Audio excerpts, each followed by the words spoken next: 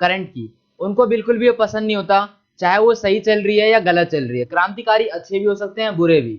उनके अलग अलग क्रांति कार्य के लिए अलग अलग लक्ष्य हो सकते हैं।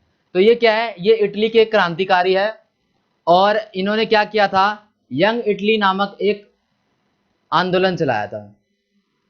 ये इटली के क्रांतिकारी है, इन्होंने यंग इटली नामक एक आंदोलन चलाया था। इस आंदोलन में क्या हुआ, इन्होंने जो आंदोलन चलाया था, इस आंदोलन के चलाने के पीछे कोई कारण होगा, और कारण क्या था कि आंदोलन के पीछे कारण था वो था एकता स्थापित करना। सभी लोगों के अंदर एकता नहीं थी, वे एकता को बल मिला इनके आंदोलन से। ये राजतंत्र के क्या थे, बहुत बड़े विरोधी थे, यानी कट्टर विरोधी थे। इनको राजतंत्र बिल्कुल भी पसंद नहीं था। मे भी ये चाहते हो कि लोकतंत्र स्थापित हो। यह है गैरीबोल्डी। गैरीबोल्डी कौन है, ये इटली का एक महान क्रांतिकारी है सेम। और ये क्या है, ये जूसेपे मौत्सनी के सहयोगी रह चुके हैं। सहयोगी का मतलब उनके काम में इन्होंने हाथ बटाया है। इन्होंने क्या किया, लाल कुर्ती नामक एक सेना तैयार की थी। इन्होंने एक सेना बना दी और सेना का नाम रख दिया इन्होंने लाल कुर्ती। इस सेना की मदद से इन्होंने क्या किया, सेना बनाकर इन्होंने क्या किया, ऑस्ट्रिया को हराया। नॉट ऑस्ट्रेलिया, यह क्या, ऑस्ट्रिया। इसने इटली को स्वतंत्रता के लिए एक आंदोलन किया था। इन्होंने क्या किया, इनका जो लक्ष्य था वो था कि इटली की स्वतंत्रता हो जाए। उसके लिए उन्होंने क्या किया था, एक आंदोलन किया था। यह है इनकी पिक जो आपको शो हो रही है। दोस्तों हमारे सामने मुख्य शब्द और उनके अर्थ।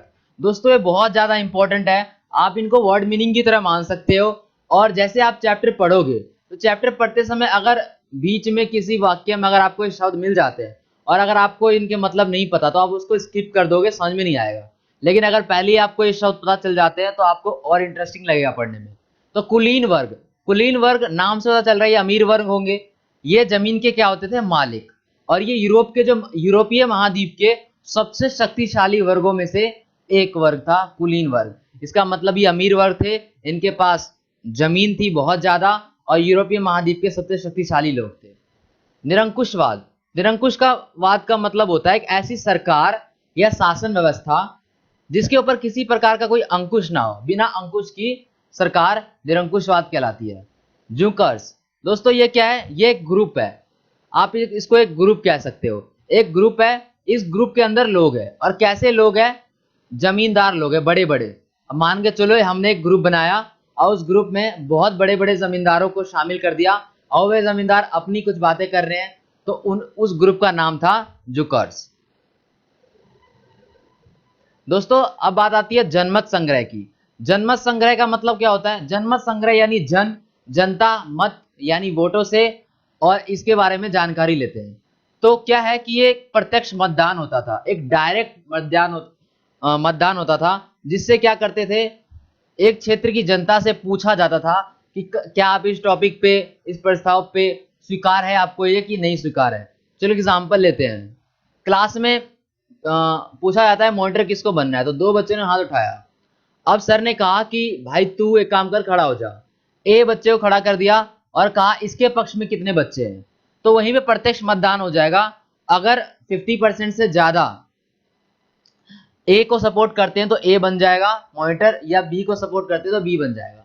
यानी ऐसे ही होता है हमारा जनमत संग्रह। इसमें पूछा जाता है प्रत्यक्ष रूप से कि आपको ये कैंडिडेट स्वीकार है या नहीं, किसी भी प्रस्ताव पे पूछा जाता है। रूढ़िवाद, रूढ़िवाद का मतलब दोस्तों क्या होता है, रूढ़िवाद का मतलब होता है वह लोग जो पौराणिक परंपराओं को मानते हैं और उन्हीं पे बल देते हैं, इनको नई चीजें पसंद नहीं है। अगर हम एग्जाम्पल ले तो एग्जाम्पल देखते हैं। मान के चलो आप रास्ते से जा रहे हो और बिल्ली ने आपका रास्ता काट दिया, ठीक है। अब हम क्या करते हैं, हमें टेंशन हो जाती है कि कुछ गलत होने वाला है। तो ये क्या है, ये एक रूढ़िवादिता वाली बात है। इसके ऊपर कोई साइंटिफिक रीजन नहीं है, लेकिन हम मानते हैं। क्यों, क्योंकि ये पौराणिक परंपराओं से ये चला हुआ आ रहा है। तो सेम रूढ़िवाद ऐसे लोग होते हैं जो उस चीज को खत्म नहीं करने देते, उसी चीज पे बल देते हैं, उसी पौराणिक परंपराओं पे वे बल देते हैं। चाहे वो पौराणिक परंपरा हो या पुरानी रिवाज हो, उन्हीं पे वो बल देंगे, उसे कहते हैं रूढ़िवाद। दोस्तों अब हमारे सामने फ्रांसीसी क्रांति और राष्ट्र का विचार, यह हमारी हेडिंग है। तो फ्रांस में क्या हुई, क्रांति हुई, फ्रांसीसी क्रांति। और एक राष्ट्र का विचार आया कि अब करेगा, तय करेगा, इसके नियम और कानून कौन बनाएगा। तो ये देखते हैं इसमें राष्ट्रवाद की जो पहली स्पष्ट अभिव्यक्ति थी वो 1789 में फ्रांसीसी क्रांति से चालू हुई। आपको याद होगा कि 1789 में फ्रांसीसी क्रांति हुई। जब फ्रांसीसी क्रांति हुई तो यह घटना जो है, इसी घटना से राष्ट्रवाद की पहली स्पष्ट अभिव्यक्ति दिखती है। उसी टाइम से लोगों में राष्ट्रवाद पनपा कि भाई अब हमें अपने देश के प्रति कुछ करना है। देशभक्त, देश प्रेमी उस टाइम उदय हुआ फ्रांसीसी क्रांति के बाद। क्रांति के बाद घोषणा की गई कि अब लोगों द्वारा राष्ट्र का गठन होगा, यानी जो अब राष्ट्र का गठन करेंगे वो करेंगे लोग। इसमें कोई बाहरी आंतरिक किसी प्रकार की कोई भूमिका नहीं होगी, इसमें लोग जो होंगे वह गठन करेंगे। इस दौरान नई श्रुतियां रची गई, यानी एक नई नई चीजें हुई गई। मान के चलो अगर आप एक कानून बना रहे हो तो आप उस कानून के रूल्स बनाओगे कि भाई ये रूल्स तोड़ने पे आपको जेल में डाला जाएगा या कुछ भी मुकदमा चलाया जाएगा। तो उन्होंने एक नई चीज, एक नया चीज इन्होंने चालू किया, तो उनके लिए नई नई चीजें की क्या, नई श्रुतियां रची गई, नई नई शपथें ले गए। जो शहीद थे, जो युद्ध के दौरान मर गए थे, उनका गुणगान किया। किसी भी चीज को करने के लिए एक टॉपिक चाहिए होता है, तो ये टॉपिक किसके ऊपर था, राष्ट्र के नाम पे। ये जो सारी गतिविधियां हुई ये राष्ट्र के नाम पे हुई। एक नई व्यवस्था लागू की गई, एक अच्छे तरीके से, एक बिल्कुल ही नई चीज हम कर रहे हैं तो व्यवस्था भी नहीं होगी, तो एक नई व्यवस्था लागू की गई। उसके अंतर्गत हुआ क्या था, जो भूभाग होते हैं, जमीन के भाग, भू यानी भूमि, उसके भाग, तो भूभाग में रहने वाले जितने भी नागरिक होते हैं सभी नागरिकों को क्या था, समान कानून बनाए जाए। अब डिपेंड करता है कि वो नागरिक जो है वो चाहे अमीर हो या गरीब हो, इससे कोई फर्क नहीं पड़ता। इस नए व्यवस्था के अंतर्गत क्या था कि सभी को समान कानून दिए जाएंगे। जब फ्रांस की घटनाएं हो रही थी, जिस टाइम में जब फ्रांस की घटनाओं की खबर यूरोप में चल रही थी, तो वहां पे भी एक छोटे छोटे आंदोलन हो रहे थे। जैसे पहुंची गई छात्र और शिक्षित मध्य वर्गों के बीच, छात्र, स्टूडेंट और शिक्षित मध्य वर्गीय, यानी जो पढ़े लिखे थे, मध्य वर्ग के, मिडिल क्लास के लोग, उनके बीच भी एक चल रहा था। सदस्य जैकोबिन क्लबों की स्थापना करने लगे थे, वो भी कुछ करने लगे थे। मान के चलो वहां पे एक घटना हो रही है, ठीक है, और यहाँ पे भी एक घटना हो रही है। यहाँ पे क्या है, वहां पे घटना हो रही है कि ऐसी कोई बात जहां से नुकसान हो उसकी खबर फैल रही है। यहाँ पे क्या हुआ, जैकोबिन क्लबों की स्थापना कर दी लोगों ने। अब दोस्तों देखते हैं एक मोस्ट इंपॉर्टेंट चीज, ये आपके लिए बहुत ज्यादा इंपॉर्टेंट होगा, आप चाहे तो इसे नोट डाउन भी कर सकते हो। 1804 की नेपोलियन संहिता, नेपोलियन संहिता, नागरिक संहिता को नेपोलियन संहिता एक ही बात है, जिसे आमतौर पर हम नेपोलियन संहिता के नाम से जानते हैं। इसने क्या किया था, इसने बहुत बड़ा काम किया था। जन्म पर आधारित, यानी पैदा होते ही जिनको विशेष अधिकार मिल जाते हैं वो समाप्त करना था।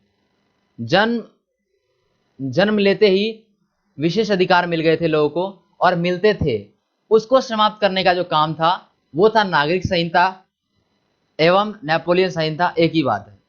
अब इस संहिता में देखते हुआ क्या था। इस संहिता को फ्रांसीसी नियंत्रण के अधीन क्षेत्रों में लागू किया गया था, यानी जहां पे फ्रांसीसी लोगों का नियंत्रण है। मान के चलो यहाँ पे फ्रांस के लोगों ने क्या कर रखा है, कब्जा कर रखा है, ठीक है, तो यहाँ पे वो चीज लागू की गई थी। अब जहां पे किसी का नियंत्रण ही नहीं है वहां पे लागू करके अब क्या फायदा, या जहां पे मान के चलो उस चीज की जरूरत नहीं है वहां पे लागू करके क्या फायदा। तो या उसको इस जगह पे लागू किया गया था जहां पे फ्रांस के लोगों का नियंत्रण था। सामंती व्यवस्था, उसे खत्म किया गया। कारीगरों के श्रेणी संघों के नियंत्रण को हटा दिया गया था। जिन्होंने संघ बना रखे थे, श्रेणी बना रखी थी, उनके नियंत्रणों को हटा दिया गया था। यातायात और संचार व्यवस्था को सुधारा गया था। यातायात यानी ट्रांसपोर्टेशन, हम एक जगह से दूसरी जगह जाते हैं उसमें यातायात का प्रयोग किया जाता है, उसको सुधारा गया। संचार व्यवस्था यानी कम्युनिकेशन, यानी कि जो बातचीत करने की जो व्यवस्था थी, टेलीफोन हो जाए कुछ भी हो जाए, इस चीजों को क्या किया था, इन दोनों व्यवस्था को सुधारा गया था। Don't forget to subscribe now.